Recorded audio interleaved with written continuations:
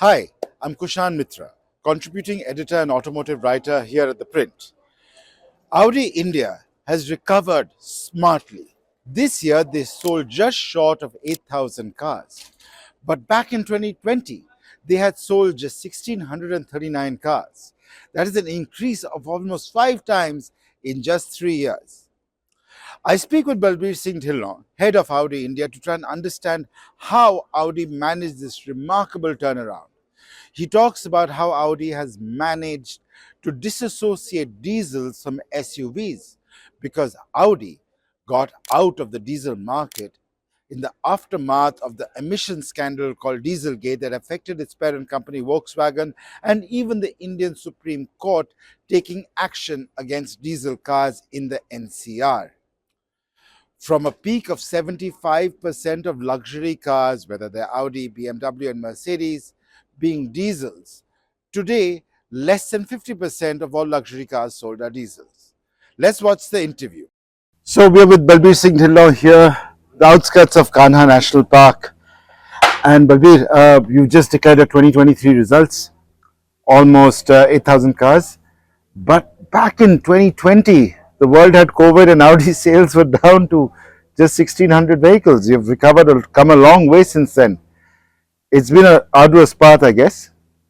Well, of course, nothing comes easy in life, that is for sure. But if you see, we had taken one big decision in 2020. From 1st April 2020, we decided that we will move from diesel plus petrol strategy to petrol plus electric car strategy. So, in that point in time, the industry in luxury space, the diesel was close to 75%.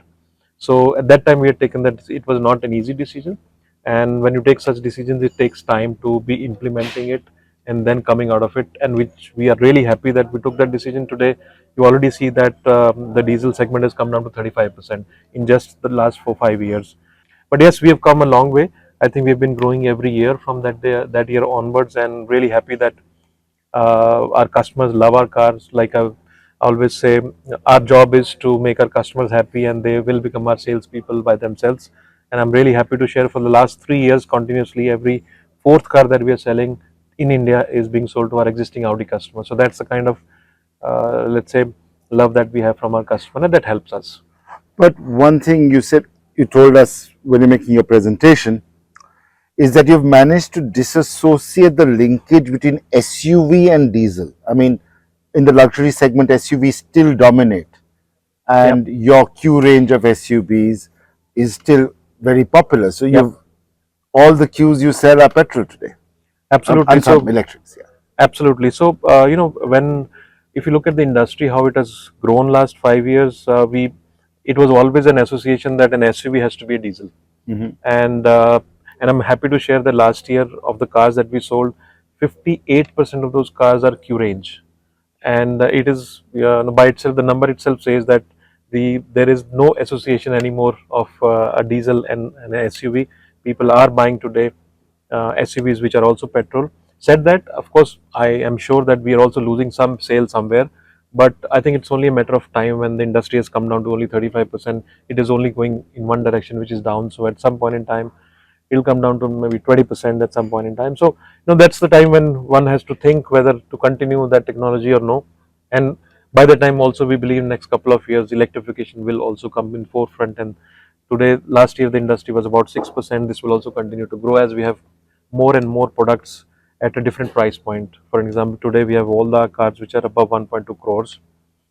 We have another segment which is below 1 crore, and probably at some point in time, when, if and when we assemble electric cars in India, we'll bring different price points. So that will grow as well. Of course, there are three parts of the relationship. You have your customer, you have the company, but in between you have dealers. How did your dealers help you when sales were struggling? And I would put it in a way, it was outcome of one of our strong decisions, and of course because of pandemic. So those are the times when the sales went down. But I think our dealers, our partners, are our extended arms, and they are the ones who are dealing with our customer on day in and day out basis. I think their commitment towards the brand and taking care of our customers was testimony that we are able to reach. And during this time, when you go through these kind of cycles, when let's say pandemic happens, you look inwards. So we also look inwards, and we did a lot of actions where we optimize our costs. For an example, one of the easiest thing to, or the quick thing to do, is reduce your stock levels at the network. So you do all those prudent activities which are helping you reduce your costs. What we never did was to reduce our manpower. We still held on to all the people who were working with us. Wherever we could support our dealer partners, we did support our dealer partners. Of course, that was also time when also the supply chain challenges were very, very high. So that also helped the dealership in terms of the fast rotation of cars. The cars were coming and going very, very fast. So there was less inventories in the whole system, and that obviously improves sustainability. So I think a sustainable business for dealer partners is important. I'm also really happy to share that out of 17 investors that we have, 10 investors have more than one dealership with us or partnership with us. That shows that their trust on the brand is very high, and they align with our strategy of customer centricity, and they continue to provide those services to our customers. Now, I want to get to electrics over here. Electrics, as you said, is only a small percentage of your sales, only 3% as you've Yep, marked, yep, because you only have the Q8 e-tron and the RS e-tron. absolutely. But you want to scale that up as well in the coming years, as you just pointed out. And do you see luxury buyers choosing to buy electric nowadays? Oh yes. So I believe that there are three things in terms of price points. We are right now addressing only the top end of the pyramid, which is the cars above 1.2 cr, and most of the cars that, or all of the cars that we are importing now, they're coming at the highest possible import duty. Once we have more models available globally, some of them will also make to India, and of course, we will probably address then the next level, which is below 1 crore. And obviously, that means we also address the wider section of prospective buyers. Then, of course, if and when it happens, if we start making these cars in India as well, that means we will also bring down the cars at a lower import duties, the components, and then we assemble and sell. So I think one by one we will address this as and when the approvals happen. Still now we are discussing with headquarters.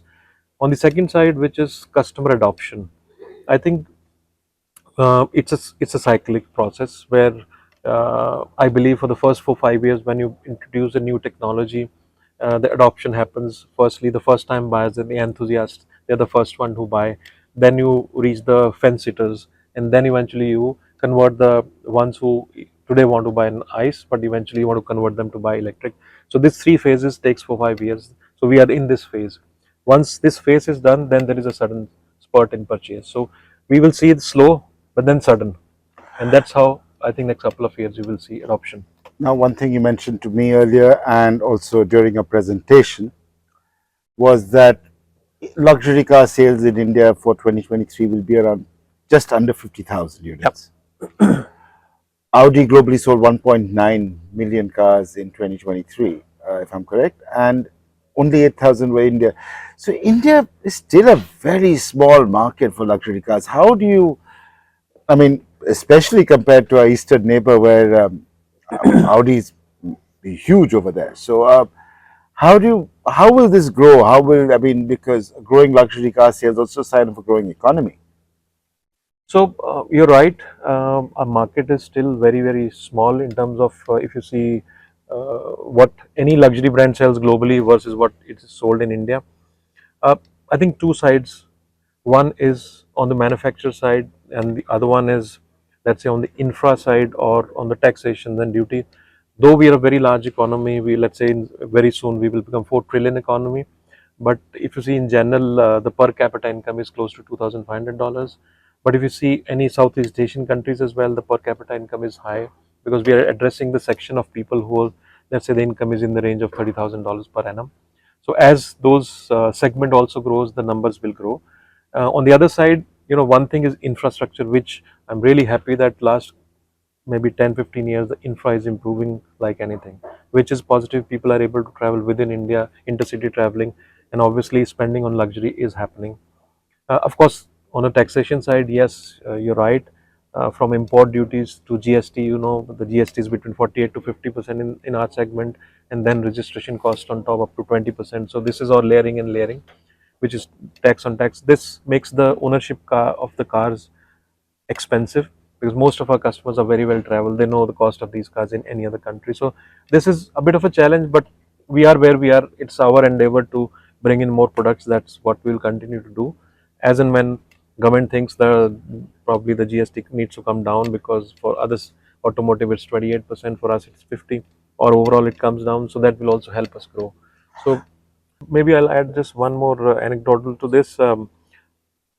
You said 50,000, approximately less than 50,000 cars we sold, almost 10 luxury manufacturers, and let's say many of them have 15, 20 models available in India. So if I look at the number of models that are being sold in luxury space, could be probably 100 plus, and under 50,000 cars. So you see per model sale is less than 1,000 on an average. So this leads to a lot of complexities, because the supply chains are very long for us. So we need to also build up scales where we invest more and bring more products to be made in India. And I'm glad you brought up supply chain. This is my last question to you. You also said that the current geopolitical crisis in the Middle East is the Red Sea closure, the Suez Canal, because of everything going on, is going to lead to longer lead times for both your fully imported and fully built up FPU units, as well as the cars you are assembling in Aurangabad. So, what can you tell customers who have placed orders for Audi cars, that they're going to take some longer times because of current conflict? So definitely, I mean, there are the way we make our cars, the supply is a constant. Shippings are coming almost on a weekly basis. A ship is coming with sub component or the other. With the current situation, most of the, let's say, the shipping companies have to reroute, and I think they will delay the ships in the range of 2 weeks to 6 weeks, depending upon where they are currently.